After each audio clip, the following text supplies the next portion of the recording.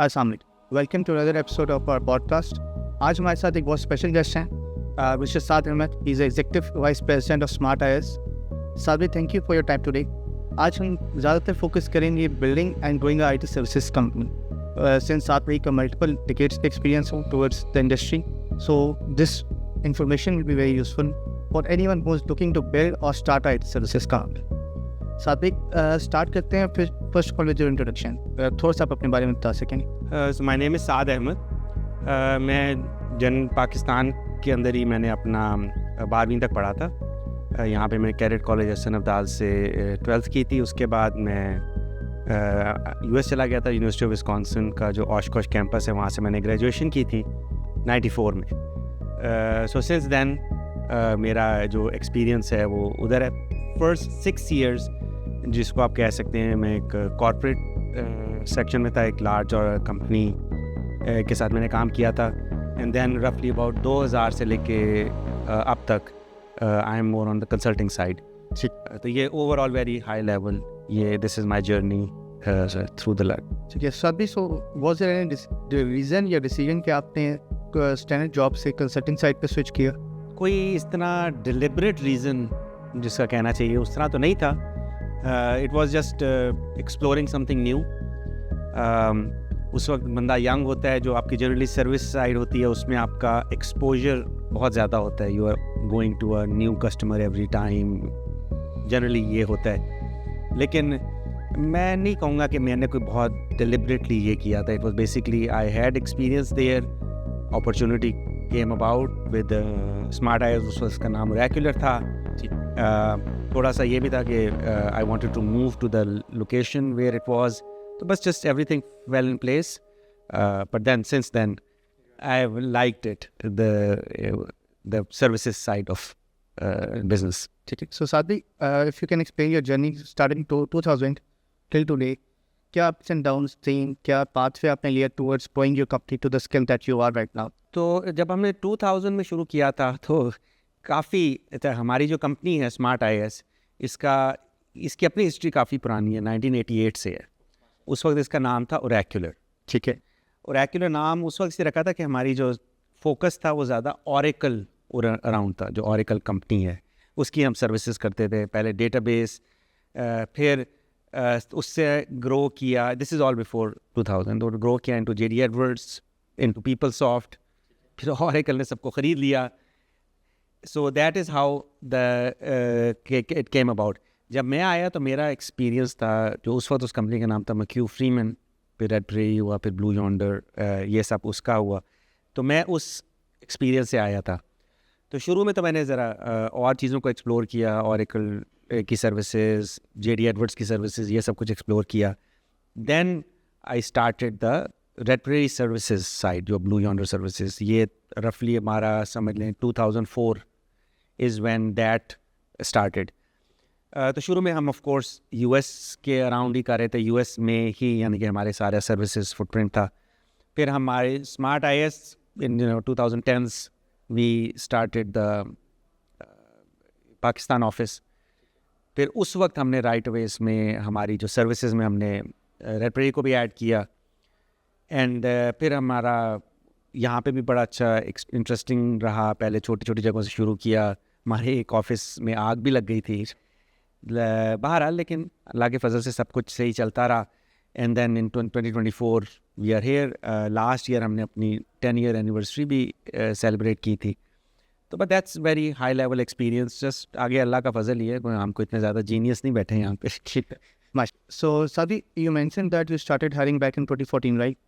So कितनी team से ऐसे आपने स्टार्ट किया? इनिशियल स्ट्रगल्स क्या थी? क्योंकि आई अज्यूम कि आपकी इनिशियल टीम से छोटी हो। तो इनिशियल हमारी जो ऑर्गेनाइजेशन है इसमें आप वेरी हाई लेवल ना दो डिवीज़न समझ लें। ठीक है, टुडे रफली 50% हमारी है जो रेड प्रेरी की प्रैक्टिस है, जिसको आप ब्लू यॉन्डर कहते हैं, और रेवेन्यू के हिसाब से भी, और यानी कि back of the napkin math इस तरह ही, और 50% दूसरी है जो जनरल कंसल्टिंग। तो जो जनरल कंसल्टिंग है उसका मतलब है कि आपने मार्केट से लोग हायर कर सकते हैं, जो भी एक्सपोजर चाहिए होता है, एक्सपीरियंस चाहिए होता है, उसके ऊपर तो हमने हायर कर लिया आराम से। जो हमारी रेड प्रेरी थी उस वक्त, वो इस पाकिस्तान में इट्स अ फॉरेन कॉन्सेप्ट, तो उसके लिए हमारा सबसे बड़ा चैलेंज ये था कि आपने रिसोर्सेज हायर भी करने हैं, फिर उनको बड़ी एक्सटेंसिव ट्रेनिंग भी देनी है, जिसकी यहाँ पर आपको कहीं से मार्केट में ट्रेनिंग नहीं मिलेगी। ठीक है, इन हाउस ट्रेन करना है, उनको इस काबिल बनाना है कि भाई वो आगे फिर हमारी जनरली हमारे सर्विसेज प्रोवाइड कर सकें। तो ये एक चैलेंज था, इंटरेस्टिंग चैलेंज था कि हाउ आपने पूरी इनका टीम को ग्राउंड अप बिल्ड करना है। दूसरी साइड पे भी इस तरह के चैलेंजेस थे, लेकिन उधर कम से कम आपका जो इनिशियल आपको थोड़ी सी बेहतर स्टार्टिंग पॉइंट मिल जाता है, इधर आपका इनिशियल पॉइंट भी बड़ा मुश्किल होता है। लेकिन जनरली स्पीकिंग हमने एक ही जैसे लोग हायर करके फिर आगे अल्लाह का फजल का इतना मुश्किल नहीं होता आईटी में। जनरली स्पीकिंग मैं हमेशा यही कहता हूँ कि एवरीथिंग इज़ द सेम। अगर आपका एप्टीट्यूड सही है तो फिर आप हर मोल्ड कर सकते हैं, आराम से डायरेक्शन चेंज कर सकते हैं, वो इतनी बड़ी बात होती नहीं है। Basically problem solving skill, problem solving skill is important, business knowledge is important, और aptitude to understand the business problem is more important than technical. और लेकिन ये चीज़ इम्पार्ट करना बड़ा ज़रूरी था। जो अब लोग आ रहे हैं आपने हायर करें, उनमें ये चीज़ इम्पार्ट करना बड़ा ज़रूरी है कि इस पर डिस्करेज होने की ज़रूरत नहीं है कि भाई ये क्या आपने चीज़ दे दी। हर चीज़ एक ही जैसी होती है एज लॉन्ग एज आपको प्रॉब्लम समझ में आ जाए। ठीक है। तो सभी ओवर द टाइम आपने स्केल किया, व्हाट वाज द चैलेंजेस जो डिफरेंट हुए? 1 to 10 जब टीम साइज होगा तो आई थिंक डिफरेंट होंगे, फिर टाइम चेंज। तो होता ये है कि जब टीम साइज़ छोटी होती है तो उसका फ़ायदा भी होता है, नुकसान भी होता है, और टीम साइज़ बड़ी होती है तो उसके भी फ़ायदे और नुकसान। ठीक है। जब छोटी है तो फ़ायदा सबसे बड़ा ये है कि आपकी जो रिलेशनशिप है बहुत इंटीमेट होती है। ठीक है ना, आप खुद हर एक के साथ बात कर रहे हैं, खुद उनकी ट्रेनिंग में इन्वॉल्व हैं, वो इस वक्त किस चीज़ पे काम कर रहे हैं आपको ये भी पता है। काफ़ी ओवरऑल एक इंटीमेट सेटिंग होती है, लेकिन आप एक्सपोज बहुत ज़्यादा होते हैं एज अ बिजनेस कि वही आपकी ब्रेड एंड बटर हैं। वो जो थोड़े से लोग हैं, बिल्कुल, कुछ हो जाए, कोई शख्स बीमार हो जाए या कुछ हो जाए तो you are very much exposed उस सेटिंग में। फिर जब आप बड़े होने शुरू होते हैं तो आपका दूसरा एक्सपोजर थोड़ा आप इंश्योर हो जाते हैं उसके अगेंस्ट, लेकिन जो पहला होता है कि आपकी इंटीमेसी ज़रा नीचे जाती है। तो ओवरऑल यही है कि आप जब कंपनी बड़ी होती जाए, टीम बड़ी होती जाए, तो यही दो को आपने जगल करना होता है कि हाउ आप दोनों चीज़ों को साथ साथ रखें। ये ना हो कि आप बड़े होते जा रहे हैं तो फिर बहुत ही डिस्टेंट हो जाएं। ठीक है। ये आपका चैलेंज होगा। और दूसरी तरफ ये है कि अगर बहुत छोटे हो जाएंगे तो एक तो आपका रूम फॉर ग्रोथ बहुत थोड़ा हो जाता है कि आप अगर आपने 2 प्रोजेक्ट लिए हुए तो तीसरा प्रोजेक्ट लेने के काबिल भी नहीं रहते, कोई आप एक्सपैंड करने के काबिल नहीं रहते। तो ये इन दोनों चीज़ों को जगल करना होता है। ठीक है। सभी चलें, फर्स्ट प्रॉब्लम को एड्रेस करते हैं कि आपने कहा स्मॉल टीम साइज में एक्सपोज आप ज़्यादा होते हैं एंड आपकी अपॉर्चुनिटी टू ग्रोथ कम होती है। So how do you manage that, या how anyone should manage that? तरीका ये होता है, मैं तो मेरे अक्सर दोस्त वगैरह होते हैं जो मसलन टोटली अगर वो ट्रक चला रहे हैं या इस तरह का कोई बिज़नेस कर रहे हैं या टैक्सी चला रहे हैं या कुछ कर रहे हैं, तो मेरी तो हमेशा उनसे ये एडवाइस होती है कि थोड़ा सा एक्सपैंड करना बड़ा ज़रूरी है। ठीक है। ठीक है ना, इनिशियल एक्सपेंशन मुश्किल होती है, लेकिन असल जो आपकी जो बरकत पड़ती है बिज़नेस में वो एक्सपेंशन से ही पड़ती है।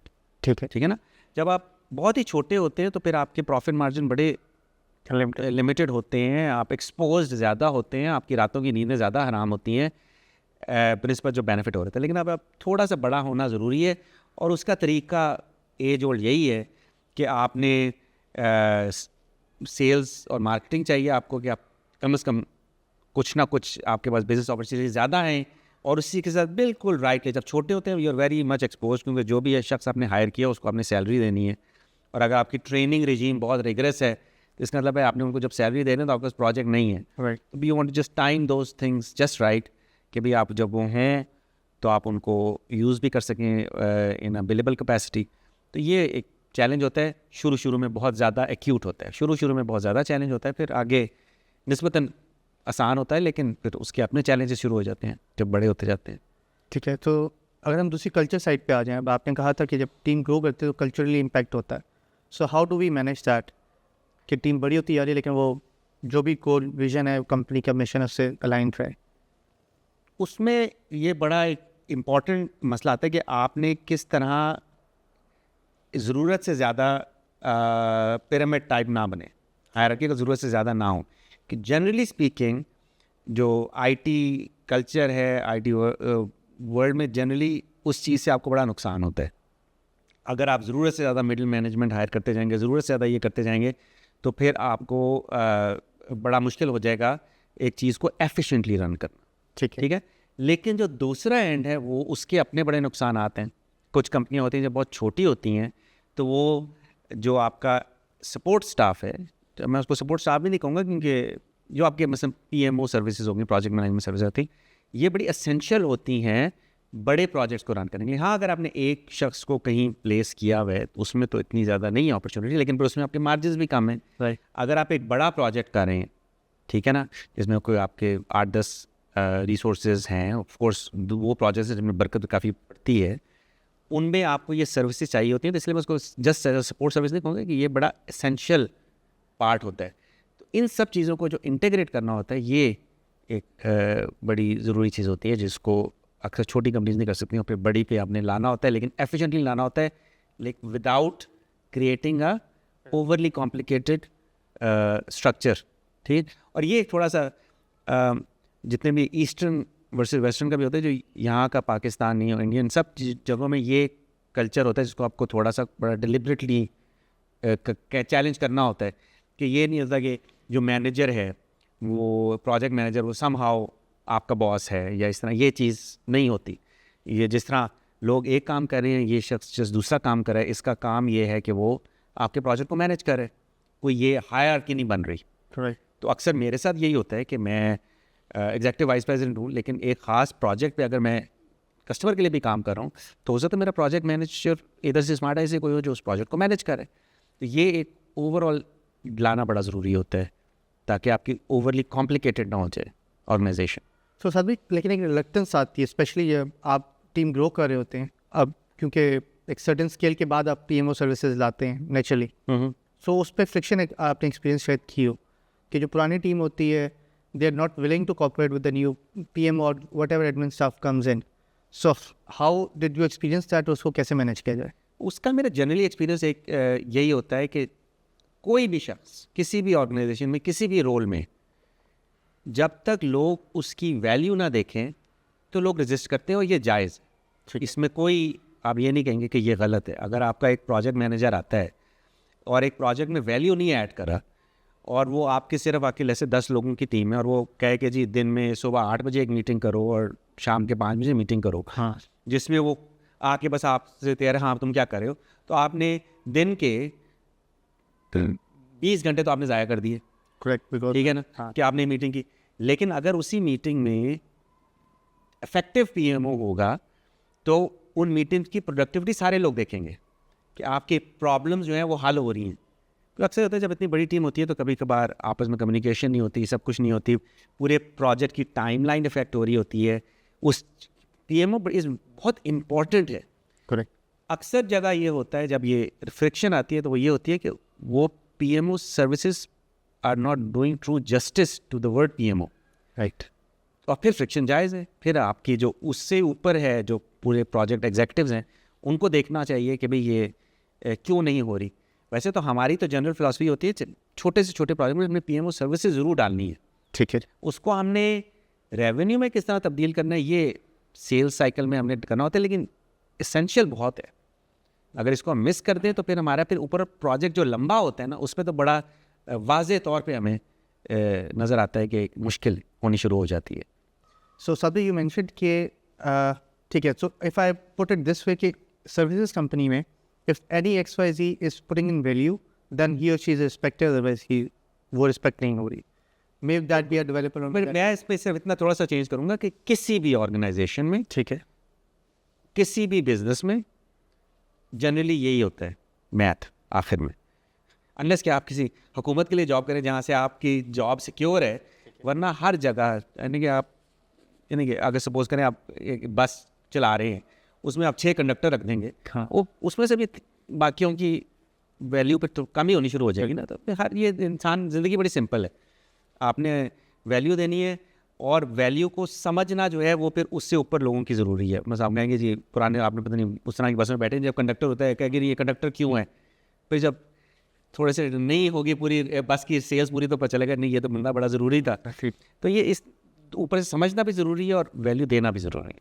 ठीक है सर, इधर रिटेंशन तो थोड़ा सा टच करते हैं। आपने मेंशन किया कि आपकी 50% of the business is in a certain niche. Obviously उसका एक सर्टन आपका हायरिंग है, हो सकता है बिलेबल रिसोर्स होने के लिए 6 महीने लग जाते हैं, समटाइम्स कम समटाइम्स ज़्यादा, based on the resource. So how do we manage the retention, specially in the cases जैसे आपने मेंशन किया जहाँ ट्रेनिंग साइकिल भी है? ये बहुत बड़ा चैलेंज किसी भी नीश इंडस्ट्री में, ये एक बहुत बड़ा चैलेंज है। पहला चैलेंज हमें ये आया कि आप जिन लोगों को हायर कर रहे हैं, अगर वो बहुत यंग स्टाफ हो, हाँ तो उनको ये लग रहा था कि ये हम किधर खुदे लाइन लग रहे हैं। ठीक है ना। तो उनको ये समझाना कि नहीं, असल चीज़ बिजनेस नॉलेज होती है और आगे ये टेक्नोलॉजी। बहरहाल we have to first impart that basic understanding कि ये बड़ी अच्छी चीज़। ठीक है। फिर इससे ऑपोजिट होता है, जब उनको एक्सपीरियंस मिल जाता है तो देन दे रियलाइज़ कि ये तो हमारे पास तो बड़ी ये नीश की चीज़ आ गई है। तो फिर आपने मैनेज करनी होती है एक्सपेक्टेशंस उस लिहाज से भी। तो ये तो एक कांस्टेंट चैलेंज है। लेकिन अगेन मैं जनरली ज़िंदगी में ये करता हूँ कि चीज़ों की देखता हूँ कि how are they similar, not how they are different. ठीक है। तो ये जनरली हर जगह ये होता है कि आपने जब किसी भी चीज़ में लोग ग्रो करते हैं, फिर उन एक्सपेक्टेशंस को करना होता है। शुरू में आपने उनको ट्रेन करना होता है, फिर जब एक शख्स एक्सपीरियंस ले लेते हैं फिर उसको रिस्पेक्ट देनी होती है। ये बड़ी ज़रूरी होती है कि then they become your peers, फिर आपने उस लिहाज से उनको डील करना होता है। तो जनरली ये आपको इस साइकिल को मैनेज करना होता है। Is more of a human relationship management, और डील हो सकता है। Is not unsolvable problem as long as आप इस पर टैकल सही तरह करें और अंडरस्टैंड सही करें। ठीक है। लेकिन सर हाउ इक्विलिब्रियम किस तरह है, क्योंकि जिससे हमने मेंशन किया कि after certain time of experience expectations changes, क्योंकि दे रियलाइज रियलिटीज़ क्या हैं। सो ऑब्वियसली एक सर्टन एक्सपेक्टेशन मैच करनी होती है, क्योंकि specially with the fresh resources जो आपने मेंशन किया, उनकी expectation versus skills generally manage या बैलेंस नहीं होती। क्योंकि मे बी मेरा एक दोस्त है, वो स्टार्टिंग में से XYZ अमाउंट ले रहा है, वही तो आप इतना ऑफर कर रहे हैं, वो उस टेक्नोलॉजी पे काम कर रहा है, मैं इस पे काम कर रहा हूँ। इनिशियली ये जो मसला होता है, इसको कैसे? जनरली अगर आपने इकोनॉमिक्स वगैरह पढ़ी हो तो एक होता है सप्लाई डिमांड कर्व। बिल्कुल। ठीक है ना। और वो सप्लाई डिमांड कर्व ज़िंदगी में हर जगह चलता है। आपके आटे की प्राइस है, जो भी गंदम का मसला है, उससे लेकर लेबर मार्केट तक यही चल रहा होता है। ठीक है। तो जब एक शख्स ग्रेजुएट किया है, वो अपना खुद मुहासबा करता है कि भाई मेरे ख्याल में मेरी इतनी वर्थ है। ठीक है ना। और to be very cold and blunt, वो हाईएस्ट अपना डिमांड करता है, और जो एम्प्लॉयर है वो हमेशा लोएस्ट पे जाता है।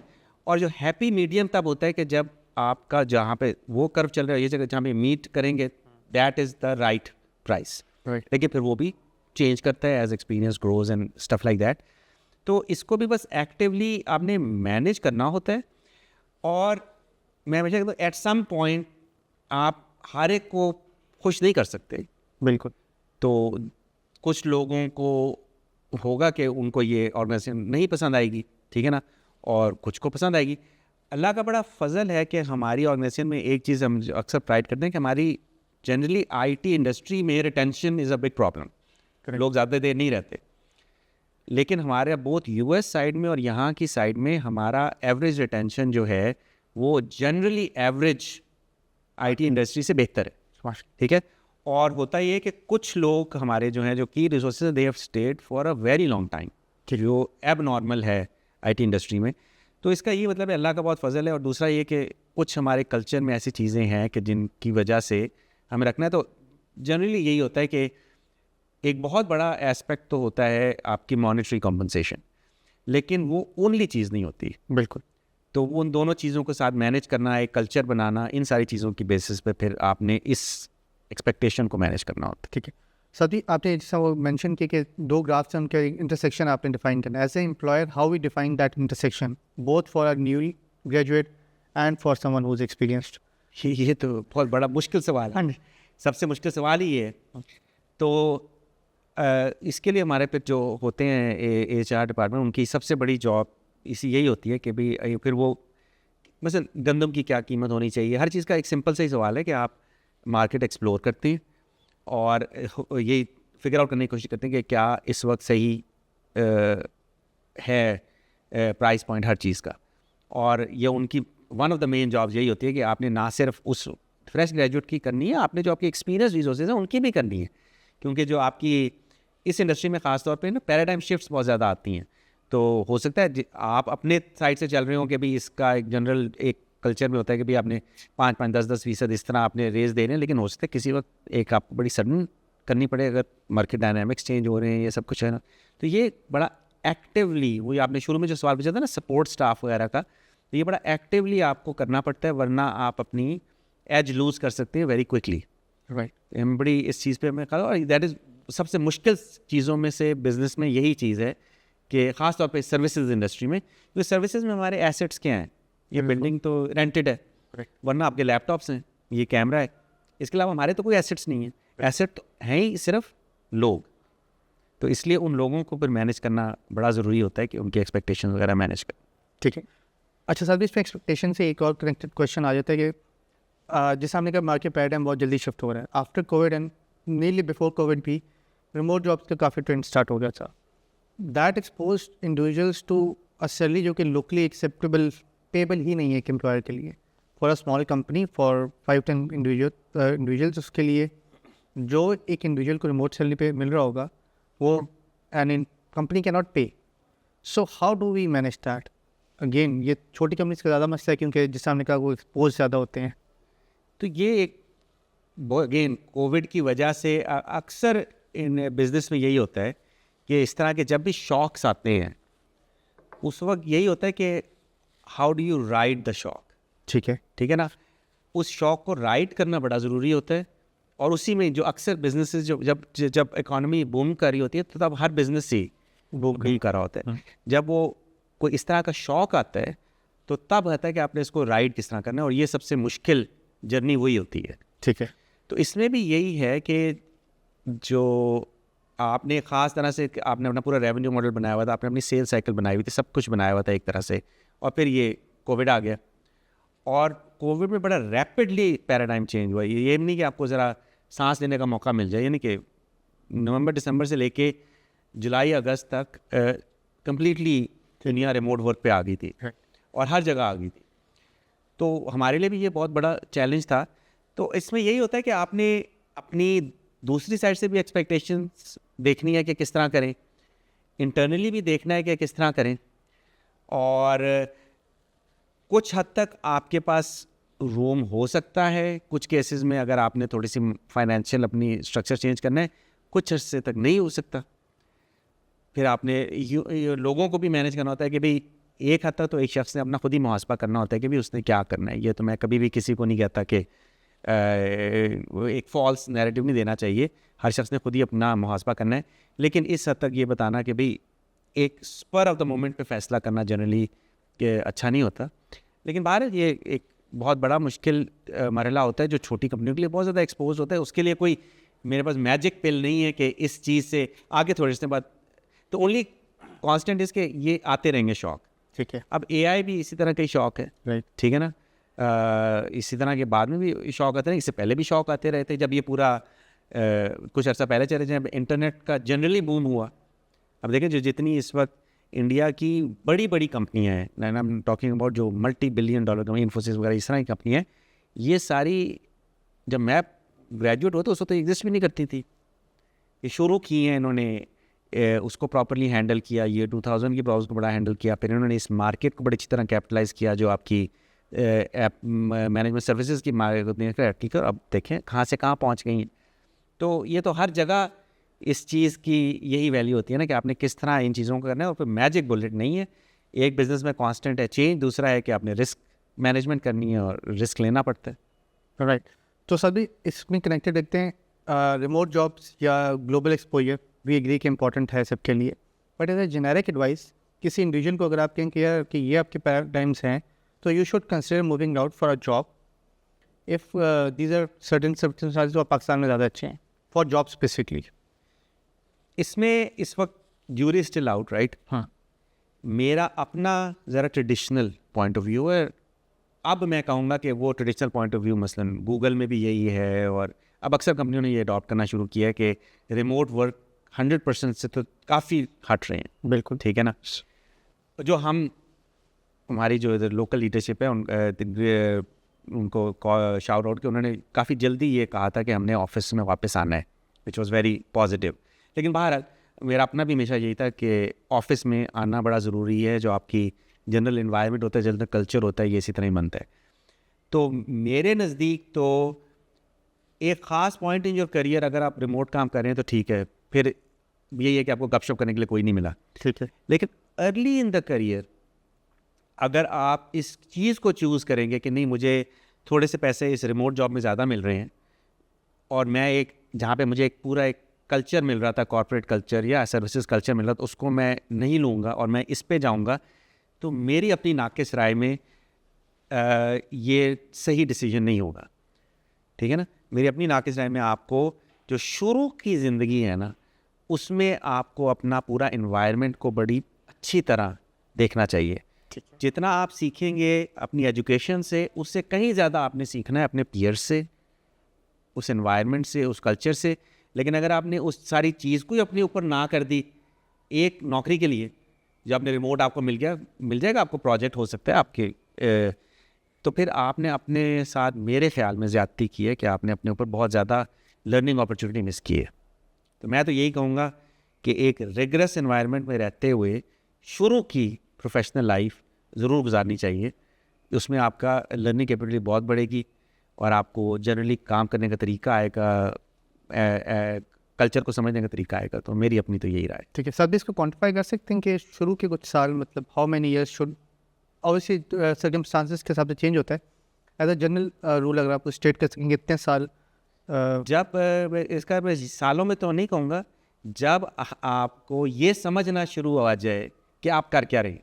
ठीक है। यानी कि मसलन अगर आप लेट्स से एक बच्चा ग्रेजुएट करता है, उसको आती है पाइथन आती है, जावा आती है, ये सब कुछ आती है, और उसको एक कंपनी हायर करती है, टेलीकॉम कंपनी हायर करती है कि हमारा ये एक प्रोजेक्ट कर दो। ठीक है। जो उस वक्त जो बच्चा ग्रेजुएट करेगा वो ये प्रोजेक्ट बड़ी अच्छी तरह कर देगा, लेकिन उसको मैं नहीं ये मानूंगा कि उसको समझ आई है कि ये किया क्या है उसने। ठीक है। और इसमें कोई वो बात नहीं है, आपको एक प्रोजेक्ट दिया, उसने कहा ये एक डिटेल डिज़ाइन दिया, ये डिज़ाइन इम्प्लीमेंट कर दो, उसने उसको इम्प्लीमेंट कर दिया। इतना तो स्कूलों में सिखाई देते हैं। राइट। तो मैं ये कहूँगा कि जब आपको ये समझ आना शुरू हो जाए कि आपने किया क्या है और आप जिस इंडस्ट्री में हो वो कर क्या रही है, तो मे भी उस वक्त आप सोच सकते हैं कि भाई ज़रा अपनी हट्टी अलग खोल ली। उससे पहले अपनी वजाती कर। लेकिन दूसरी चीज़ में सिर्फ ये आती है कि आपने, हो सकता है आपने शुरू में एक इंडस्ट्री को समझा हो लेकिन दूसरी इंडस्ट्री को ना समझा हो, तो उससे थोड़ा सा ज़्यादा इंक्रीज हो जाएगा। अगर आपको एक ज़रा ब्रॉड हो जाए आपका पर्सपेक्टिव, तो टाइम थोड़ा भी हो सकता है, टाइम ज़्यादा भी हो सकता है, लेकिन जब आपको ये समझने हो आपने कर क्या रहे हैं, तो उससे पहले तो सोचे भी ना। सर कनेक्टेड क्वेश्चन इस के, अगर कोई रीलोकेशन के लिए सोच रहा है, से मुझे XYZ कंट्री में जॉब मिल रही है, so again who should and who should not opt for that based on monetary circumstances and other things, or when one should consider that? मेरा अपना तो ये पर्सपेक्टिव है कि अल्लाह मियाँ ने जहाँ रिस्क लिखा हो उसको फुली एक्सप्लोर करना चाहिए। ठीक है। ठीक है, तो मैं तो हमेशा यही लोगों को कहता हूँ कि जब आप ढूंढ रहे हो अपॉर्चुनिटीज़, तो कभी भी किसी लोकेलिटी को अपने ऊपर हराम ना करें। ये नहीं कि मैंने अब इधर रहना है अपने अब्बा के साथ, कि मैंने उधर रहना है, तो हमेशा एज अ कलेक्टिव देखें। ठीक है। और जहाँ मर्जी जाएँ, ठीक है ना, जहाँ मर्जी लीगली जाएँ। सिर्फ एक मेरा ये होता है कि खामखा वही होता है कि बंदा शॉर्ट टर्म बेनिफिट के लिए लॉन्ग टर्म ना नुकसान करे, लेकिन जहाँ मिलती है वहाँ जाए, लेकिन शॉर्टकट ना ढूंढें। ठीक। वही है कि मसलन अगेन जनरली किसी भी, मसलन आप अपना घर बना रहे हो, कुछ कर रहे हो, तो जो आपका अगर आप खुद बनाने की कोशिश करेंगे तो थोड़ा सा आपको लगेगा कि आप पैसे बचा रहे हैं, लेकिन आप पूरी चीज़ को अंडरस्टैंड नहीं कर सकते। तो इसीलिए कि अगर आप कहेंगे कि जी मैंने 3 महीने की काम किया था एक जगह और अब मुझे इतने की जॉब मिल रही है सऊदी अरब और मैं फ़ौरन चला जाऊं, तो बेशक वो बिल्कुल ठीक है, आप एक्सप्लोर करें उसको। लेकिन अगर आपको वो पिछली चीज़ मैंने बताई थी ना कि जब तक आपको पूरी समझ नहीं आए कि आप कर क्या रहे हैं, तो फिर आपकी हो सकता है, अल्लाह बरकत दे आपके डिसीजन में, लेकिन हो सकता है आपकी जो राइड है वो शॉर्ट लिव्ड हो, तो फिर आप एक्सपोज बड़ी जल्दी हो जाएंगे। ठीक है ना, अगर आपको एक बड़ी कॉम्प्लिकेटेड नीश में आपने जॉब तो ले ली बड़ी, लेकिन जो पहला चैलेंज आया जो आपकी ट्रेनिंग से ज़रा हटके था वो आप हैंडल नहीं कर सके, तो फिर आपकी फॉल भी ज़रा बड़ी हो सकती है। तो जनरली स्पीकिंग लेकिन हर जगह अल्लाह मियाँ ने जो ज़मीन बनाई है वो आपके लिए बनाई है, जहाँ जाना है जाएँ। मैं तो नहीं इस चीज़ में ज़्यादा आर्टिफिशियल डेफिनेशन ऑफ पेट्रियटिज्म वगैरह में नहीं है। जो अल्लाह मियाँ की ज़मीन है वहाँ जाएँ, जहाँ रिस्क लिखा है आप जाएँ, अपने लिए एक्सप्लोर करें, लेजिटिमेटली जाएँ जहाँ जाएँ, और आगे बिल्कुल सब चीज़ें फिर भी आउट। तो आपके ओपिनियन से कैरियर स्टेज मैटर नहीं करती, provide you are getting a decent opportunity which is right to your skill set, आप उसे जनरली ज़िंदगी में मैं तो एजिज़म का इतना कायल नहीं हूँ कि इतनी एक्सपीरियंस के बाद जनरली, और ये भी एक चैलेंज आता है ख़ास तौर पे जो ईस्टर्न हैं कि लोग एक्सपेक्ट करते हैं कि इस एक्सपीरियंस के बाद मुझे कुछ मिल गया है, इतने साल के एक्सपीरियंस के बाद मिल गया है। मैं नहीं इस चीज़ का इतना कायल। आपका जो कलेक्टिव नॉलेज और आउटपुट है दैट इज़ व्हाट मैटर्स। ठीक है। तो एक ख़ास पॉइंट पे अगर आप कंफर्टेबल हैं, मेरे कभी कभी दोस्त पूछते हैं कि मेरा बेटा मसलन बाहर जाके पढ़ ले या ना पढ़े, मैं ये कहता हूँ इसका मुहासबा खुद करना है। अगर ये लेवल ऑफ मैच्योरिटी है, अगर लेवल ऑफ आउटलुक है, अंडरस्टैंडिंग है, तो बिल्कुल करें। और इसमें भी यही है कि अगर आप ये समझते हैं कि आप इस लेवल पर हैं कि आप जाकर एक किसी दूसरी ऑर्गेनाइजेशन को प्रॉपर कंट्रीब्यूट कर सकते हैं, सिर्फ टेकिंग नहीं कर रहे, आप गिव कर रहे हैं, और एक म्यूचुअली बेनिफिशियल वो जो सप्लाई डिमांड का कर्व है उसमें आप कंफर्टेबल हैं जिस जगह पर हैं, तो बिल्कुल ठीक है। जो कभी कभार लोग आर्टिफिशियल जंप करते हैं उनको खुद भी अंदाज़ा हो चुका होता है कि ये कोई ज़्यादा ही कोई स्टीप मेरी जंप है, तो वो खुद भी ज़रा ना अपने आप को फिर बचाने की कोशिश करते हैं इस सवालों से। हमने देखी इस तरह की ऑब्जर्वेशन। लेकिन बिल्कुल जब आप कंफर्टेबल हैं तो मूव करें। सभी सेल्स साइज को टच करते हैं। आपके ख्याल से स्मॉल स्टार्टअप्स या स्मॉल कंपनीज एग्जांपल ले लेते हैं कि कोई भी ऑनलाइन प्लेटफॉर्म है जिससे वो बिज़नेस ले रहे हैं, they are getting XYZ amount of business, छोटी सी एक कंपनी है, how do you suggest them to grow their business? उसमें वही जो आपने अर्लियर सवाल पूछा था ना, एक्सपोजर किसी भी स्टार्टअप का हमेशा बहुत ज़्यादा होता है। ठीक है। तो अगर आप मजहबी आदमी हैं तो दुआएं तो खूब करें। ठीक है। क्योंकि मैं तो इस चीज़ को सिर्फ पासिंग में नहीं कहा, मैं तो इस चीज़ का कायल भी हूँ, लेकिन बहरहाल उसमें आपका एक्सपोजर बहुत ज़्यादा है। ठीक है। क्योंकि आपका छोटे से भी शौक को बर्दाश्त नहीं कर सकते। हाँ। तो अगर तो आप किसी तरह अपनी फाइनेंसेस वगैरह सिक्योर कर सकते हैं कि अगर शुरू के जो टाइम है उसमें आपने बहुत ज़्यादा अपने आप को अपनी इंश्योरेंस बनानी है किसी तरह, या तो शुरू के प्रॉफिट्स को बड़ी अच्छी तरह अपने बिजनेस में री इन्वेस्ट करें, ताकि आपकी ना कम से कम कोई कुशन आपका इतना हो कि आप शौक बर्दाश्त कर सकें। आगे इट्स अ बिजनेस पूरा इज़ अ मैटर ऑफ शौक बर्दाश्त करना। अप्स आएंगे, अगर डाउन आएगा तो अप्स आएंगे, ठीक है ना। तो ये चीज़ है जो एक छोटे बिजनेस के लिए बड़ी ज़रूरी है। दूसरी ये कि अगर आप ज़रा नीश पे जाएंगे ना तो आपकी थोड़ी सी बेहतर होगी राइड। ठीक है। जनरल पे जाएंगे तो वही है कि आपका कंपटीशन बहुत ज़्यादा है, और कंपटीशन बहुत कट थ्रोट है, और उसमें जो भी बड़ा होगा वो छोटे को आराम से खा सकता है। बिल्कुल। ठीक है ना। तो अगर आप नीश पे जाएंगे तो फिर छोटा भी बड़े को कर सकते हैं। ठीक है ना। तो ये एक मेरी जनरली होगी कि नीश पे रहें, क्वालिटी पे रहें, और अपना क्वेश्चन बनाएं, तो फिर आपके लिए ये जो शुरू के टाइम है ये ज़रा निस्बतन आसान होगा राइड करना, वरना इट कैन गेट रॉकी। ठीक है। एंड कोई सर्टेन सेल्स स्ट्रेटेजी आप एडवाइस करेंगे यार कि इस तरह अगर आप क्लाइंट्स को अप्रोच करें तो that might help you better? एक तो हमने एग्री कर लिया एट अ पॉइंट के नीश में आप काम करते हैं तो sales is relatively easier for you, relatively yes, not क्योंकि उसमें भी वो मसला आपको पड़ता है, छोटा होना is always a disadvantage. Right. ठीक है ना। आपने सिर्फ अपनी सेल्स साइकिल में उसको ट्विस्ट करना है टू एन एडवांटेज। जो आपको देखने आ रहा है ना, तो आप अपना घर बनाने जा रहे हैं, आपको भी वही होगा कि इस तुमने पहले कितना किया, यानी कि that's how we are when we are on the buyer side में। हम यहाँ भी यही साइड डिसीजन ले रहे होते हैं, तो उसको आपने पॉजिटिव देना है। आप कहते हैं जी हमारी आपके साथ कस्टमर रिलेशन ज़्यादा होंगे और इस तरह की ज़्यादा होंगी। कभी कभार आपको पार्टनर भी करना पड़ता है किसी और के साथ। अगर एक अच्छी आपको बड़ी अपॉर्चुनिटी मिली है तो वो रिलेशनशिप्स भी बड़ी इंपॉर्टेंट होती हैं कि भाई ये मैं इस कंपनी के साथ पार्टनर करके यहाँ पे अपना कर सकूँ। ये एक एवेन्यू बिल्कुल एक्सप्लोर करनी चाहिए, और यही बेसिक आपकी स्ट्रैटेजी होती है। और अगेन जो अक्सर ठेकेदार आपका घर का काम करोगे उसमें भी आएंगे ऐसे लोग भी जो उस सब कॉन्ट्रैक्ट करके आए होते हैं, तो ये एक अपॉर्चुनिटी होती है। दूसरा, अपनी क्वालिटी को आप इम्प्रूव कर सकते हैं। जो छोटी कंपनी के लिए जो आसान चीज़ें हैं ना, आप उसको यकीनन फोकस करें। छोटी कंपनी का कल्चर मैंने बताया था बड़ा आसान होता है, इंटीमेट रखना। छोटी कंपनी में क्वालिटी मेंटेन करना बड़ा आसान होता है। आपकी अपनी आउटपुट की क्वालिटी तो मेंटेन करना बहुत आसान है, बड़ी कंपनी में मुश्किल होता है। आपका प्रोजेक्ट निस्बतन छोटा है उसकी, और फिर आप उन चीज़ों को हाईलाइट कर सकते हैं। छोटी कंपनी के होते हुए आपकी कस्टमर रिटेंशन थोड़ी सी आसान हो जाती है, यानी कि आपको जब कस्टमर मिल गया है तो फिर उसके बड़े साथ अच्छे आप रिलेशनशिप रख सकते हैं। एग्जेक्टिव, आपका एग्जेक्टिव लेवल उनसे मिल रहा होगा। तो इन जो भी बेसिकली जो भी आपके सामने हम ताश खेलते हुए जो भी पत्ते आए हैं ना, उसके ऊपर फोकस करें, ये ना करें कि जो पत्ता नहीं आया। राइट। तो फिर ठीक है, छोटी कंपनी के जो एडवांटेजेस हैं उनको पूरी तरह एक्सप्लोर करें तो फिर आपकी चीज़ पॉजिटिव भी हो सकती है। और फिर ग्रोथ फोकस्ड रहें कि जितनी जल्दी आप बढ़ेंगे उतना आपका फिर वो कुशन और वाइड होता जाएगा। ठीक है। एंड जनरली आपके ख्याल से जो भी सेलिंग इंडिविजुअल है, छोटी कंपनी से ऑब्वियसली ओनर्स ही होते हैं, ओनर्स होते हैं, एग्जेक्टिव्स होते हैं। से CEO है, इफ़ ही और she has an exposure to out European American market, उससे फ़र्क पड़ता है? आपके ख्याल से यहाँ बैठ के भी वो सब कुछ किया जा सकता है रिमोटली भी जो वहाँ? मेरे ख्याल में एक्सपोजर ज़रूरी है। ठीक है। ठीक है ना, अगर आपको अब वो एक्सपोजर होने के लिए कहाँ वो बंदे की अपनी नेशनैलिटी क्या हो, दैट इज़ नॉट इम्पॉर्टेंट। ठीक है। लेकिन हाँ, अगर आपने मसला अगर यहीं पे रहा है, मैंने कहा ना यहाँ पे जनरली हमारा कल्चर है बड़ा हायरार्किकल किस्म का, तो वो तो यकीनन एक प्रॉब्लम होगी इस तरह के कल्चर में रहना। एक दूसरे कभी यहाँ पे एक और चीज़ जो बड़ी गलत है हमारे, वो है कि हायरार्की भी होती है और फिर अगर आपको क्वेश्चन करे कोई तो लोग माइंड करते हैं।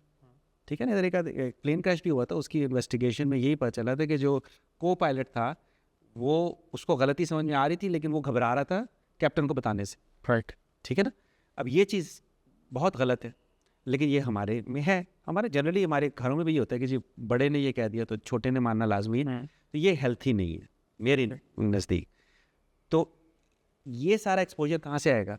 अगर आप इधर ही, अगर आपने कम से कम एक्सपोजर तो मिले ना दूसरी जगहों के जो पॉजिटिव है, और फिर आपने अपनी पॉजिटिविटीज़ रखनी है और दूसरों से लेनी है। ये नहीं कि जाके बिल्कुल ही आप ना इधर के ना उधर के रहें, अपनी भी पॉजिटिव रखनी है, दूसरे से भी लेनी है, और फिर दैट इज़ वेरी इंपॉर्टेंट। तो एक्सपोजर तो बहुत ज़रूरी है। सभी केस स्टडी डिस्कस करते हैं स्पेसिफिक रह के एक छोटी ऑर्गेनाइजेशन की से एक ऑर्गेनाइजेशन है जो $5,000 to $10,000 के बीच में रेवेन्यू है उसका monthly. Team size is somewhere between 2 to 4, जिसमें से एक ओनर या एग्जेक्टिव खुद भी होगा। अब देयर आर मल्टीपल प्रॉब्लम्स जो ये स्केल करते हैं। One is obviously retention. आपके पास एक लिमिटेड अमाउंट है, आप there are certain amount that you can pay to your resources. So एक जो बैकअप रिसोर्सेज रखना है वो पॉसिबल नहीं होता। This is one challenge. Second is के उस पोर्टफोलियो को जो आ जाता है वो भी मैनेज करना मुश्किल होता है। फॉर एग्जाम्पल 3 बंदे हैं, एक बंदा छुट्टी पे चला गया, सो जो ओनर है वो उसका काम भी टेकअप करता है, वो ओवरवेलम हो जाता है। This is one problem. अब वन सोल्यूशन इज़ ऑब्वियसली कि यार आप उसको स्केल करें, बैकअप सोर्स रख लें। दैट्स ऑब्वियसली वो money wise that's not possible. Second is के उसको प्रॉफिटेबल रखना, फिर क्या, या तो आप बैकअप सोर्स रख लें या प्रॉफिटेबल कर लें। सो ये डायनामिक्स किससे मैनेज किया है? जब आपकी कंपनी छोटी है ना, तो जो ओनर्स हैं उनको उस वक्त एक्सपेक्ट नहीं करना चाहिए कि उससे उनको कोई ख़ास ज़्यादा प्रॉफिट होगा। ठीक है। उस वक्त आपने बेसिकली उस कंपनी बनाना की एनालॉजी यही है कि आपका बच्चा है। ठीक है। कुर्बानियाँ बहुत देनी पड़ती है, शुरू में तो बहुत ज़्यादा देनी पड़ती है। तो जो आपने एनालॉजी पूरी बनाई है उसमें जो आपने सोल्यूशन बताए वही सोल्यूशंस हैं। ठीक है। ठीक है ना, आपने बहरहाल सबसे इम्पॉर्टेंट क्या है, अगेन आप अगर आप हायरार्की बनाएं, सबसे इम्पॉर्टेंट ये है कि आपका अगला इनवॉइस पे हो जाए बिजनेस से। उसके लिए क्या ज़रूरी है कि आपको जो काम है वो आपने करना है, वो कॉम्प्रोमाइज़ नहीं हो सकता। ठीक है। बाकी क्योंकि वो कॉम्प्रोमाइज़ हो तो आपने तो अपना सब कुछ बुनियाद ही हिल गई। ठीक है, और इस तरह जनरली ज़िंदगी में ये होता है कि आप प्रायोरिटी लिस्ट में आए तो चीज़ें आसान हो जाती। उसका मतलब ये है कि एवरीथिंग एल्स इज सेकेंडरी। ठीक है ना, उसमें सही ये है कि जो ओनर है उसको सबसे पहले खुद अपनी कॉम्पनसेशन के ऊपर सबसे पहले करना चाहिए नज़र, के अपने बाद में ड्रॉ कर ले अपनी सैलरी वगैरह। इस तरह कभी कभार हो जाता है, करना पड़ता है, क्योंकि जो आपका जो एम्प्लॉई है, या तो आप उसको अपने सीनियर एम्प्लॉई को किसी तरह उसी कंपनी में स्टेक होल्डर बनाए। अगर वो नहीं बना रहे तो फिर वो तो जायज़ तौर पर बहुत एप्रीहेंसिव फील करेगा कि अगर आप उसकी कंपनी पे जा रहे हैं।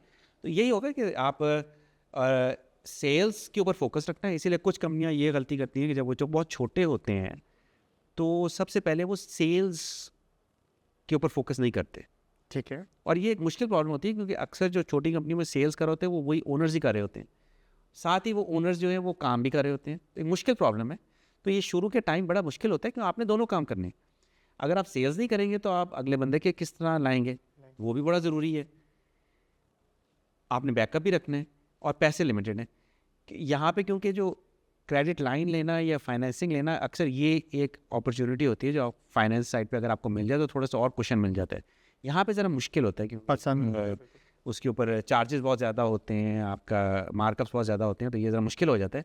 लेकिन अगर वो आपको कहीं से मिल जाए, सिक्योर हो जाए, तो उससे एक थोड़ी सी आसान हो जाती है। अक्सर बिजनेसेस वगैरह जो हैं वो यूएस में क्रेडिट लाइंस वगैरह ले लेते हैं इन्हीं मकासद के लिए, या कभी कभार आप ओपन मार्केट से भी पैसे उठा सकते हैं through different types of transactions. वो यहाँ पे इंस्ट्रूमेंट्स नहीं है, और यही एक बहुत बड़ी मुश्किल है यहाँ पे कि यहाँ पे आपने जो करना है ना वो ऑलमोस्ट ऑन कैश बेसिस पे करना होता है, जिसकी वजह से ये जनरली बिजनेस को भी बड़ी मुश्किल होती है क्योंकि अक्सर आपके जो मार्केट में पैसा है उसमें से काफ़ी बड़ी कंट्रीब्यूशन जो है वो तो गवर्नमेंट उठा लेती है। बिल्कुल। तो ये, और उसकी वजह से फिर जनरली बिजनेस प्राइवेट सेक्टर बहुत सफ़र करता है, और इस तरह के सवाल पैदा होते हैं जिसकी वजह से जनरली फिर लोग एंटरप्रेन्योरशिप से भागते हैं कि वो रिस्क बहुत ज़्यादा है। कि जो आपने सिनेरियो बनाया था लाइक टेक्स्ट बुक सिनेरियो, बिल्कुल हाँ जी, जिसमें आपको उसको आप कह रहे हैं कि ना मेरे पास मार्केट से पैसे उठाने की ऑप्शन है, ना मेरे पास बैंक मेरी कवर कर सकता है, ना मेरी अपनी सेविंग्स हैं, मेरा आइडिया बड़ा अच्छा है, मैं क्या करूं, तो उसका मेरे पास तो जवाब नहीं है। ठीक है। तो यही है कि बस जिस हद तक है कि सेल्स बनाएं, बस यही गेम खेलें until you get to a comfortable, कि आपके पास 2-3 महीने का कुशन वगैरह हो जाए तो फिर आप आके थोड़ी सी ज़िंदगी आसान हो जाती है। ठीक है सर। भी generally do you prefer bootstrap company या funded company? Funded in any form के लोन ले लें या कुछ भी कर लें? होता ये कि जब आप फंडेड हैं, आप फंडेड भी किस तरह है, ठीक है, दोनों फंडेड भी दो केस होते हैं, या तो किसी और ने आपको वेंचर कैपिटल ज़्यादा किया या आपने बैंक से किया है। तो बैंक में तो आपके पास अगर एक दफ़ा आपने फाइनेंसिंग सिक्योर कर ली है तो फिर आपके पास कम से कम 1 साल की इंडिपेंडेंस होती है। वैसे कुछ बैंक तो वैसे साल के दौरान भी आपसे पूछते रहते हैं कि पिछली के पेमेंट्स हुई हैं या नहीं हुई, उन्होंने अपने पैसे दिए हैं, तो दैट्स कम्प्लीटली फेयर। तो वेंचर में ये होता है कि अगर कभी कभार वेंचर से आपको एक्सपीरियंस बड़ा अच्छा मिलता है, यानी कि जो वेंचर है उसने अपने पैसे लगाए हुए हैं, ठीक है। अगर उसको वहाँ से आपको लीडरशिप वगैरह अच्छी मिल जाए तो then that could be a positive thing. Venture में ये है कि it is more like a profit loss sharing thing. तो एक किस्म से आपका अपना एक्सपोजर रिलेटिवली कम है, रिलेटिवली कम नहीं, बहुत ही कम है, क्योंकि वेंचर कैपिटलिस्ट का ज़्यादा है, लेकिन वो उसकी वजह से आपसे डिमांड ज़्यादा करेगा जायज़ तौर पे, जिसका पैसा है उसी की डिमांड्स होंगी। तो दोनों में से यही है कि अगर आपका आइडिया बहुत साउंड है और आप जो हैं जनरली सारे पत्ते अपने पास रखना चाहते हैं, तो फिर ये बैंक वाला मॉडल ज़रा बेहतर है, क्योंकि आपके पास इंडिपेंडेंस ज़्यादा है, ओनरशिप आपकी रहती है। ओनरशिप आपकी है, बैंक को सिर्फ आपने पैसे वापस करने, इस हद तक बैंक का रोल है। बैंक इससे ज़्यादा इंटरफेयर नहीं करेगा, हाँ। इस पर ज़रूर इंटरफेयर करेगा कि भाई क्यों नहीं आया और ये, लेकिन इससे ज़्यादा नहीं करेगा। जो वेंचर कैपिटलिस्ट आएगा सारा पैसा उसका है, तो वो आपका कंट्रोल बहुत कम होगा। That could be good and bad. अक्सर जो लोग होते हैं वो जब बिजनेस शुरू कर रहे होते हैं उनका आइडिया बड़ा अच्छा होता है, लेकिन sometimes they are lacking big picture. Venture capital कभी वो बिग पिक्चर ले आता है, वो हो सकता है आपको बिजनेस को एक्सपैंड करने में मदद है। तो वही है कि जो भी है ना कि अगर आपको क्रिकेट खेलते हुए हर बॉल पे अच्छी स्ट्रोक लग सकती है, एज लॉन्ग एज बैट्समैन जो है वो इंजमाम या कोई हो या सचिन हो, तो फिर आपकी हर बॉल पे लग सकती है, लेकिन उसको रीड करना है और फिर स्ट्रोक खेल। ठीक, अंडरस्टूड। अभी तो आप बाइस्ड हैं पाकिस्तान में आउटसोर्सिंग करने के लिए अपने बिजनेस, फॉर ऑब्वियस रीजन की योर नेशनल एनीथिंग।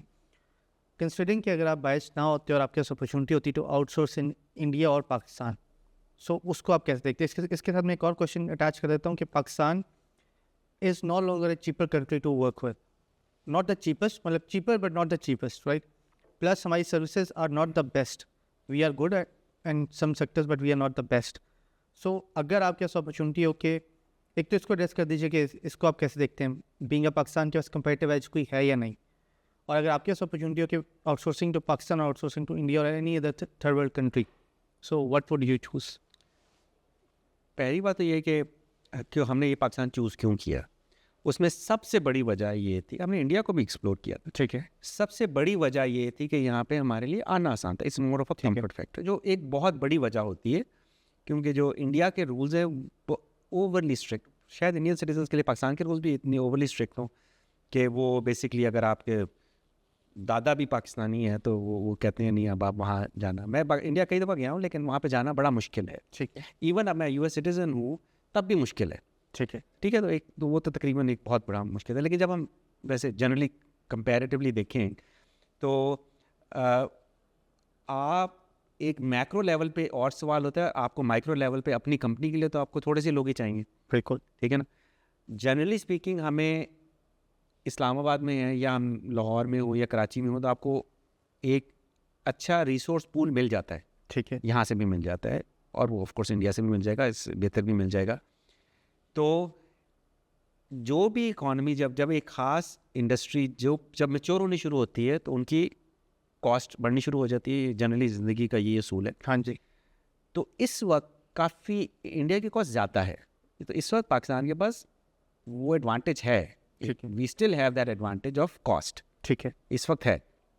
लेकिन अब ये कि ये 2000 से लेकर अब तक जब ये कोविड आया है बड़ी तेज़ी से इन्फ्लेशन वगैरह बढ़ रही है, तो इस वक्त थोड़ी सी प्रॉब्लम बड़ी तेज़ी से चेंज हो रही है।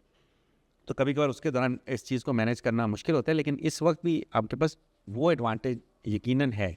ठीक है, लेकिन उसके अलावा पाकिस्तान के पास और क्या किस्म के एडवांटेज है, उसमें सबसे बड़ा जो डिसएडवांटेज है वो तो ये है कि यहाँ पे बिज़नेस करना बड़ा मुश्किल है और आपके उस तरह के टूल्स नहीं है, फाइनेंसिंग वगैरह, तो ये ज़्यादा बड़ी मुश्किल आती है। उसके अलावा रिसोर्सेज लेना यहाँ पे इतना बड़ा मुश्किल नहीं है।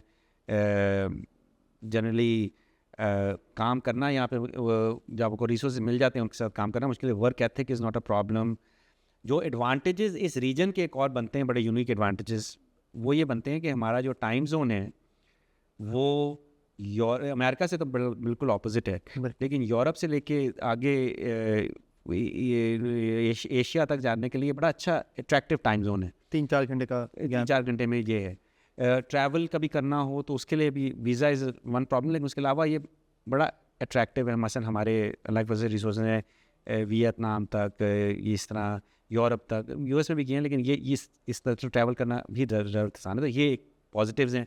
अगर आपने एएमएस मॉडल पे जाते हैं जहाँ पे सर्विसेज प्रोवाइड करें तो उसके लिहाज से भी ये एक अच्छा मॉडल बन जाता है। तो वो ये कि आपने इस चीज़ को यूटिलाइज़ करना है प्रॉपरली।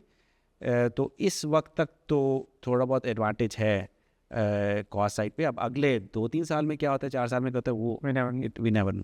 ठीक है। And do you agree with the approach जो बिग 3-4 जाइंट्स अप्रोच करेंगे विदाउट डिग्री हायरिंग कर रहे हैं, आप उस अप्रोच से एग्री करते हैं या नहीं करते? मेरा अपना शुरू में आज से 10-15 साल पहले तो बहुत बायस था टूवर्ड्स 4 ईयर कॉलेज, ठीक है, कंप्यूटर साइंस का। होता है कोई भी फील्ड जो होता है वो ओवर टाइम मैच्योर होना शुरू हो जाता है। जब मैच्योर होना शुरू हो जाता है तो उसमें जो एप्लीकेशन लेवल काम है ना, एप्लीकेशन अप्लाइड काम, वो आसान होना शुरू हो जाता है। ठीक है, जब वो आसान होना शुरू हो जाता है तो फिर आपको यूटिलिटी फोर्स ज़्यादा चाहिए होती है। ओके, तो वो ये कि जब मसलन मैं जब 94 में ग्रेजुएट किया तो उस वक्त पूरा कंप्यूटर साइंस का फील्ड समझ लें 20-25 साल पुराना था, 70 से शुरू कर लेंगे। तो उस वक्त जो हम हार्ड कोर कोर्सेज वगैरह पढ़ते थे वो हमको अप्लाई करने का मौका मिलता था। Things were very young. उसके बाद से आपके जनरली प्रोग्रामिंग पैराडाइम्स वगैरह बहुत मैच्योर होने शुरू हुए हैं। अब आप आज चाहें चैट जीपीटी से सवाल पूछें, आधे सवालों के जवाब तो वो खुद आपको दे देगा आईटी वगैरह के। तो इस वजह से जो फ़र्क है 4 ईयर और 2 ईयर कॉलेज में, यही फ़र्क है ना कि जो 2 ईयर कॉलेज है वो आपको टेक्निकल नो हाउ देता है। 4 ईयर कॉलेज आपको एक वेल राउंडेड सोशियोलॉजी भी बताएगा, साइकोलॉजी भी बताएगा, लैंग्वेज स्किल्स भी बताएगा, ये सब कुछ बताएगा। तो ये एक आप वहाँ से 2 ईयर कॉलेज में मिस कर रहे होते हैं। ठीक है, मेरा अपना पर्सनल बायस अभी भी है बहुत ज़्यादा 4 ईयर कॉलेज की तरफ। ठीक है, primarily from that point of view कि आप उसमें से सिर्फ वो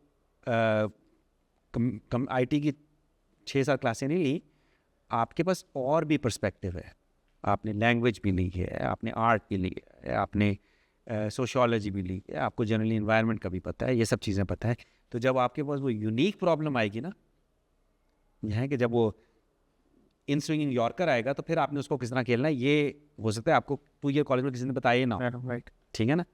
तो ये इसलिए मैं अभी हूँ बायस, लेकिन होता ये है कि आखिर में आपका मिक्स्ड बैग ही होता है कि आपने कुछ लोग उस तरह के लेने होते हैं, कुछ लोग इस तरह। I think it's no longer a litmus test ये अगर अपने ऊपर आप हराम कर देंगे कि जी मैंने नहीं लेना दोस्त ये, तो फिर आप मे बी अपने ऊपर एक वर्क फोर्स ख़ास को कम करेंगे। ठीक है। Sabi, how do you see AI transforming software development? AI generally AI के लिए किसी भी पैराडाइम के लिए मेरा अपना, तो मैं बड़ा सादा तबीए इंसान हूँ, मुझे नहीं ज़्यादा कॉम्प्लिकेटेड चीज़ें समझ में आती, तो मैं हमेशा ये कहता हूँ कि ओनली कांस्टेंट इज चेंज। ठीक है। ये एआई कोई फंडामेंटली नई चीज़ नहीं है, राइट। ठीक है ना।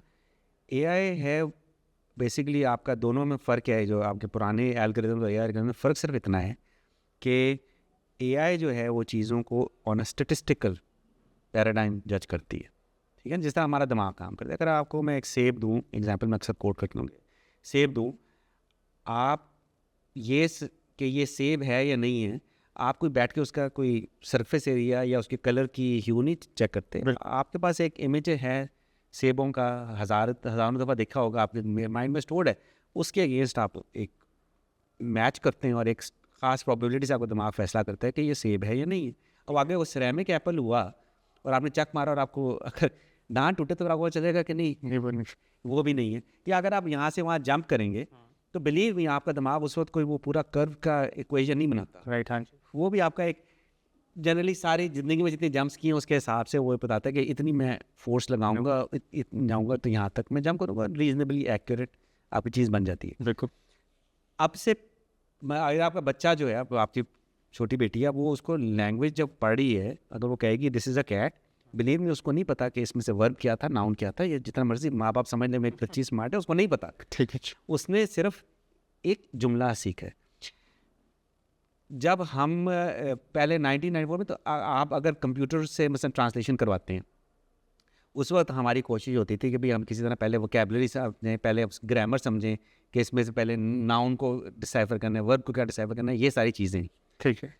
जिससे एक प्रॉब्लम बहुत मुश्किल हो जाती है। एआई ये करती है कि it works more like human mind.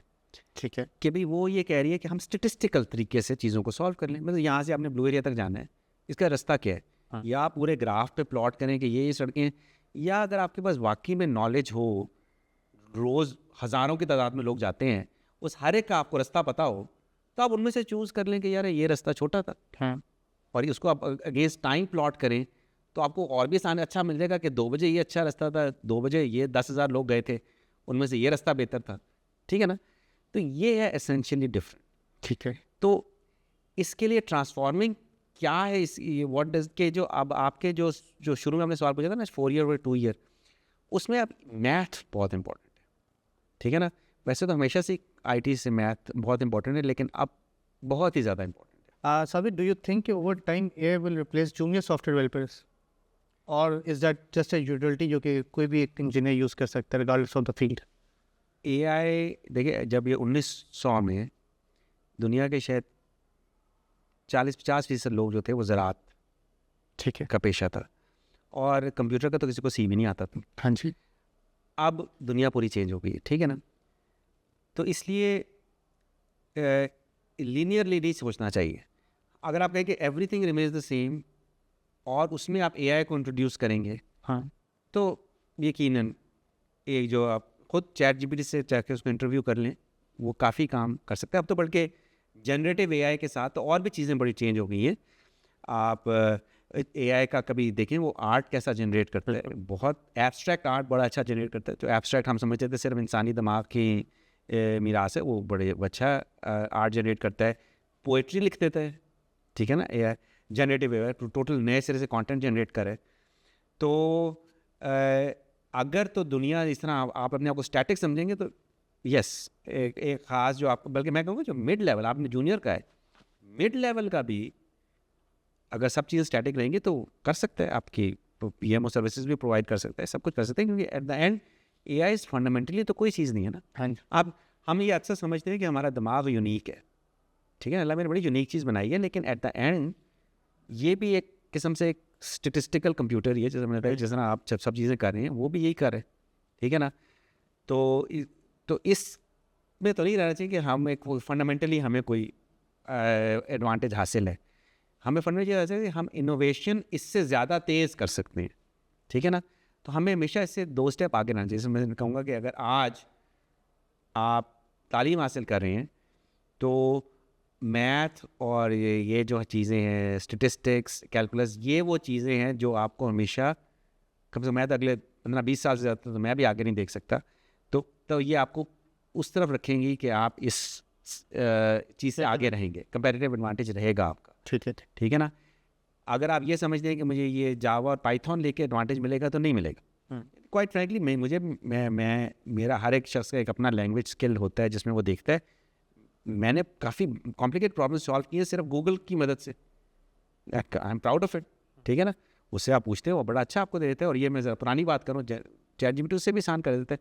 तो अगर आपका स्किल यही था कि भाई मैंने तो ये बड़ा अच्छा आता है, तो फिर यस आपको एक प्रॉब्लम होगी, और वो इसलिए होगी चैट AI का नहीं कसूर, वो कसूर है आपका, आपने अपने आप को लिमिट किया हुआ था।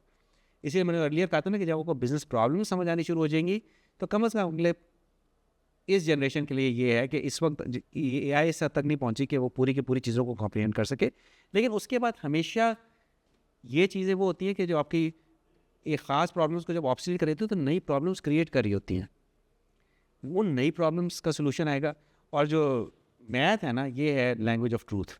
ये हमेशा आपके पास रहेगी एक टूल जिसके थ्रू आप नई चीज़ों को एक्सप्लोर कर सकें। साथ ही वर्क लाइफ बैलेंस की डेफिनेशन आपके पर्सपेक्टिव में क्या है? ये वो चीज़ है जिसको अक्सर मैं भी काफ़ी वायलेट कर देता हूँ। लेकिन इंसान को हमेशा जो भी काम कर रहा है ना, उसको वर्क लाइफ बैलेंस रखना बड़ा ज़रूरी है। ठीक है। लेकिन जब आप अपना काम कर रहे होते हैं तो उसमें ये लगना काफ़ी मुश्किल भी हो जाता है, क्योंकि वही है जो हमने प्रॉब्लम्स शुरू में बताई कि अगर आपका एम्प्लॉयज़ छोड़ रहे हैं, कंपनी छोटी है, सारी दोज आर रियल प्रॉब्लम। वही प्रॉब्लम्स होती हैं जो वर्क लाइफ बैलेंस को सबसे बुरी तरह मुतासर कर रही होती हैं। क्योंकि अगर आपने सेल्स भी करनी है, आपने बंदा भी आपका बीमार हो गया, तो आपने खुद भी काम करना है, तो ये सारी चीज़ें। लेकिन जनरली स्पीकिंग अगर आप इस चीज़ को अपनी लिस्ट में रखेंगे ना कि भाई मैंने ये करना है, तो फिर थोड़ी सी ज़िंदगी आसान रहेगी। लेकिन ये वो चीज़ें कहना आसान है, करना मुश्किल है। राइट। लेकिन अगर आप कम से कम इस प्रॉब्लम को तो रिकग्नाइज़ करें कि मसलन कुछ लोग होते हैं जो आपका मसला एक ख़ास अमाउंट अगर आपके पास है कंफर्टेबल लिविंग में, तो बस फिर वहीं तक रखें, ज़रूरत से ज़्यादा इस तरफ ना जाएं कि भाई आपकी फैमिली मुतासिर हो रही है। क्योंकि एट द एंड आप जो कुछ भी कर रहे हैं वो अपने लिए और अपनी फैमिली के लिए कर रहे हैं। ठीक है ना। तो उस चीज़ को अपनी कम से कम लिस्ट में रखें, लिस्ट ऑफ प्रायोरिटीज़ में ज़रूर रखें, ताकि वो हमारे आपके फोर फ्रंट में रहे कि जब आपने उससे डिविएट किए हैं तो कम से कम आपको खुद पता हो कि मैंने किया हूँ इससे डिविएट। राइट। लेकिन अगर आप इस चीज़ को कभी भी मैटर ऑफ प्राइड ना समझें कि जी मैंने तो जी पिछले 2 साल से मैंने कोई वीकेंड ही ऑफ नहीं लिया, this not a matter of pride. अगर हमारी कंपनी के लिए भी ये हमेशा मैं यही चैलेंज करता हूँ कि ये कोई मैटर ऑफ प्राइड नहीं है कि आपके 2000 घंटे साल में होते हैं और आपके 10 लोगों ने अगर 2500 घंटे काम किया। ये मैटर ऑफ प्राइड करता नहीं है। इसका मतलब है हमारा हर चीज़ ब्रेक डाउन हुई कि हमें इस हद तक जाना पड़ा। तो इस चीज़ को हमेशा प्रॉब्लम को रिकग्नाइज प्रॉपर्ली ज़रूर करना चाहिए। ठीक है। लेकिन again there is no straightforward. मेरे ख्याल में तो ऑब्जेक्टिव स्ट्रेट फॉरवर्ड ही है। मैं ठीक है ना, यानी कि आपने नमाज़ें पढ़नी है, वो उसको मिस करना कभी भी सही नहीं होगा। तो इसमें यह कि आपने इसको रखना है। अगर ऐसे डिविएट किए हैं तो सबसे पहले क्या रिकग्नाइज तो करें ना कि डिविएट किए हैं। ठीक है। जब डिविएट को रिकग्नाइज करेंगे तो फिर उसकी सोल्यूशन की तरफ भी जाएंगे। तो उसको कभी भी मैटर ऑफ प्राइड तो कभी भी नहीं समझना चाहिए। अगर आप इंडिपेंडेंट बिजनेस ओनर नहीं है, जी मैंने तो ये फैमिली की फ़िक्र ही नहीं, मैं तो ये करता हूँ, मैं ये कोई मैटर ऑफ प्राइड नहीं है, ये मैटर ऑफ रिफ्लेक्शन है। आपकी अगर अपनी फैमिली मुतासिर हो रही है, मैटर ऑफ रिफ्लेक्शन है, मैटर ऑफ प्राइड नहीं है। ठीक। तो मैं तो ये नहीं कहूँगा, ये वो चीज़ें हैं जो आपको फोकस पे रखनी चाहिए कि नहीं वायलेट होना चाहिए। एक होता है जिस तरह आपने कभी बीमार होते हैं तो आप थोड़ी सी दवाई ले लेते हैं, उतना ठीक है। ये भी नहीं कि बिल्कुल ही आप वो एक यूनियन हो जाएंगे, अभी मैंने 9-5 बजे काम करूँगा। नहीं, थोड़ा बहुत बंदे को फ्लेक्सिबिलिटी होनी चाहिए, लेकिन इसको रखना चाहिए बिल्कुल आपके बिल्कुल सामने होनी चाहिए। सबसे इंपॉर्टेंट, सबसे ऊपर लिस्ट में यही होना चाहिए। ठीक। डेफिनेशन ऑफ सक्सेस, और क्या सक्सेस क्वांटिफाइबल है इन टर्म्स ऑफ मनी? अगर है तो क्या अमाउंट है?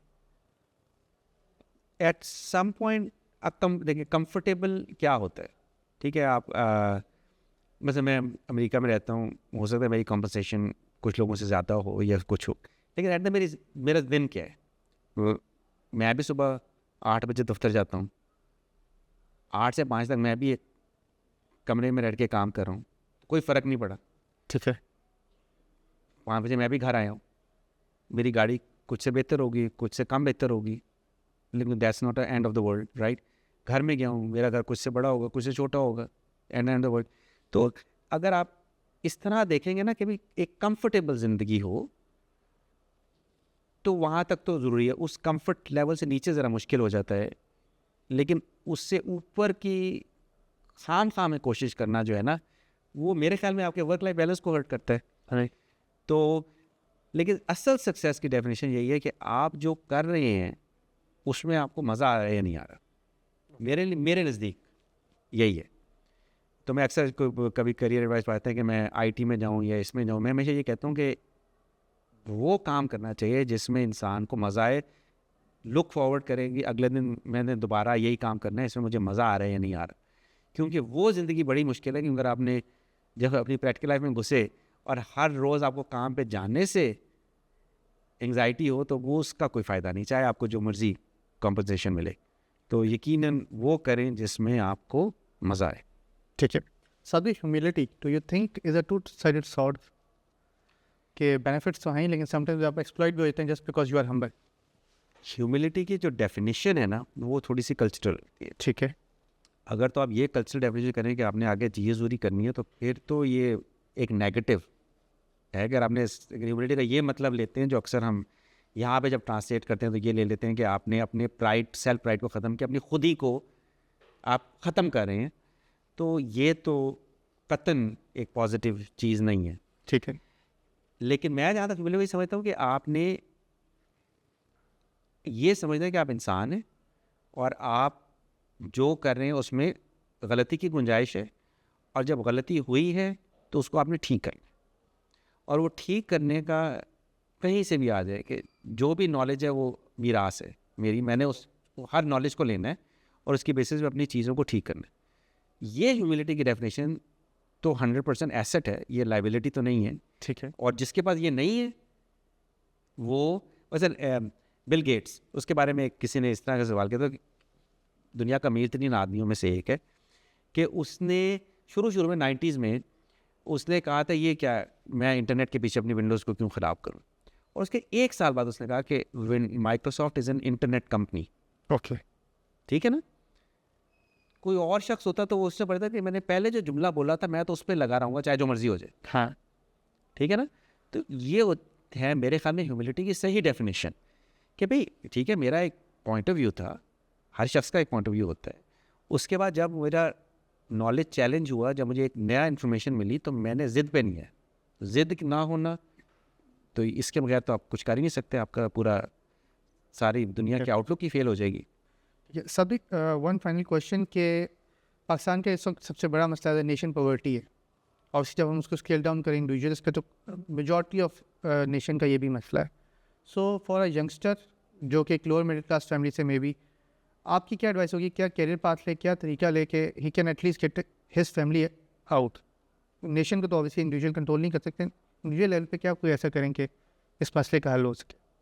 देखिए, एक एजुकेशन तो बहुत ज़रूरी है, ठीक है ना। और दूसरी चीज़ जो अनफॉर्चुनेटली पाकिस्तान के लिए एक बहुत बड़ा मुश्किल है कि हम एंटरप्रेन्योरशिप थोड़ी कम है। ठीक है ना। लोग रिस्क लेने से बहुत घबराते हैं, ठीक है ना। और हम जब मसलन आपने भी ये ऑब्ज़र्व किया होगा, अगर कभी किसी के साथ कोई इन्वेस्टमेंट करने की भी बात करता है तो उसको चाहिए गारंटीड प्रॉफिट, राइट। ठीक है ना, जो सबसे गलत चीज़ होती है। और उसमें और सूद में क्या फ़र्क है मुझे तो नहीं पता, लेकिन रिस्क लेने की हम रिस्क अवर्स बनते जा रहे हैं।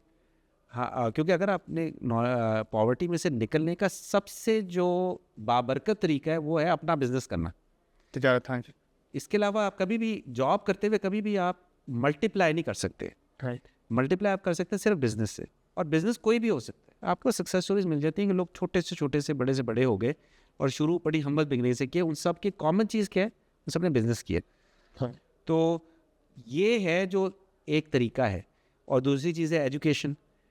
अब ये दोनों चीज़ें बड़ी मुश्किल है, कहना आसान है करना मुश्किल है। कि आप अगर आपका पूरा एक फाइनेंशियल स्ट्रक्चर नहीं है, आपके पास बैंक्स का सिस्टम नहीं है, आपके पास इन्वेस्टमेंट का सिस्टम नहीं है, तो फिर हम ये किस तरह कर सकते हैं? तो यही वो चीज़ें जिस पे कुछ अक्सर चीज़ें तो बंदे की अपनी रिस्पॉन्सिबिलिटी होती है, कुछ मैक्रो स्टेबिलिटी चीज़ें भी बड़ी ज़रूरी होती हैं, वो अनफॉर्चुनेटली उन पे ज़्यादा नहीं होता, इसलिए आपकी लेकिन जो सबसे बड़ा नुकसान है वो ये है कि एंटरप्रेन्योर स्किल्स कम से कम है, और इस वजह से जो गुर्बत से निकलना मुश्किल से मुश्किल होता जा रहा है। लेकिन इन हालात में तो एजुकेशन है, इन हालात में जो आपका आईटी सेक्टर है इसमें अभी बहुत गुंजाइश, तो ऑफ ऑल द सेक्टर्स, लेकिन मैं कभी भी किसी को नहीं कहूँगा इस सेक्टर में आप ना पढ़ें अगर आपका एप्टीट्यूड नहीं है, वरना इससे ज़्यादा जालिम कोई चीज़ नहीं है। अगर आपको ये चीज़ नहीं समझ में आ रही ना, तो फिर आपका हर दिन एक अजाब से कम नहीं होगा, ठीक है ना?